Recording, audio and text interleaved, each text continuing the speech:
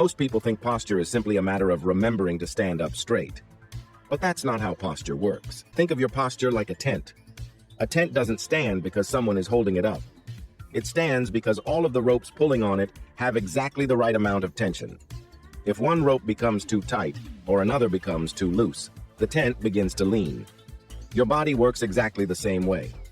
The position of your shoulders is controlled by your shoulder blades, what we call the scapulae. These shoulder blades are constantly moving every time you reach, lift, push, pull, or even breathe. And there are 4 muscles that have an enormous influence over where those shoulder blades sit. So what are these 4 muscles? The first is the pectoralis minor. This small muscle sits underneath your chest muscle and attaches to your shoulder blade. Its job is to pull the shoulder blade slightly forward. That's completely normal. The problem begins when we spend hours sitting at a desk, driving, or looking down at our phones. Over time, this muscle shortens and tightens. As it does, it begins pulling the shoulders farther and farther forward. The second muscle is the rhomboids.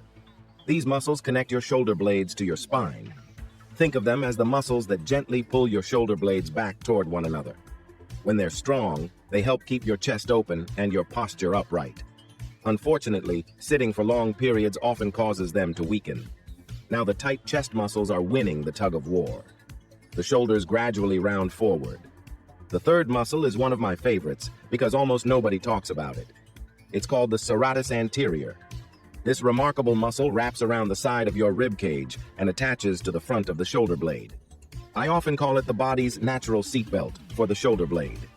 Its job is to hold the scapula firmly against the rib cage while allowing it to glide smoothly during movement. When it's weak, the shoulder blade begins losing stability.